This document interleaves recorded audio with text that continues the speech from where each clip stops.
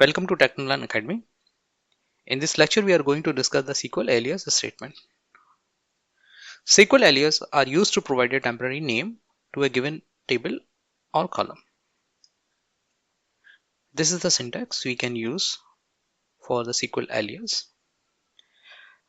Important points to note is that no physical changes are made to an existing table or column using the alias. After executing the alias query, the names of the tables and the columns will return to their original form. And an alias is created with the AS keyword. Okay. In this table, we can see that we have a department column. So in order to retrieve the data from the department column, we will write the statement select department from the table name. Select my statement and click on execute button. We can see that we have the complete data of the department and the column name is itself department. But what if we want to display the department name as DEPT? So we can use alias. I'll write down select department as DEPT from table name.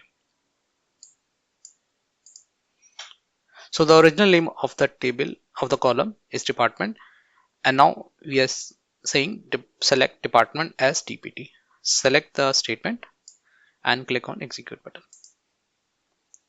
We can see that the department name is changed.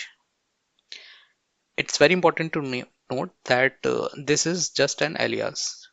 The original name in the table is still department. This name is appearing just for display only.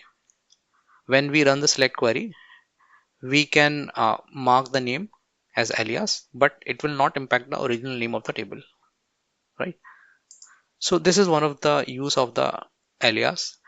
Other use and very important use of alias is whenever we execute any function, then we have to apply the alias. Suppose I want to find the number of rows in this table.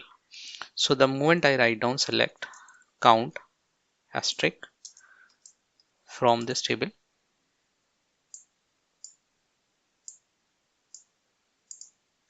this statement will give me the count of the rows in this table.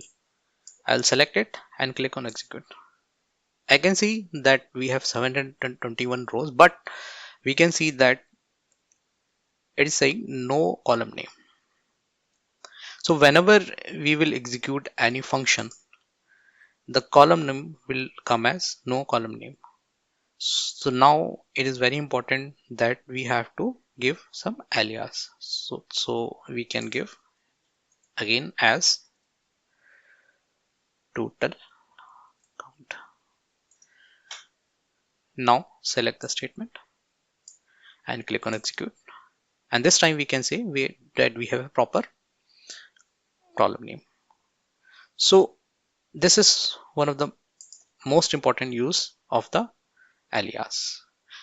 In our later session also, we will be using the functions, and once we use the functions, the column name will appear as no column names, and then it will become very important for us to use the alias.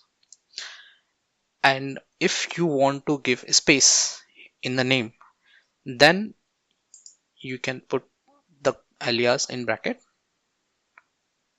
and now you can give the space. Select the statement and click on execute. If you want to give the space and do not use this bracket, then your query will throw an error. Let's see. Okay, so either do not give any space, it will work perfectly, or if you want to give any space, then you will have to put it bracket.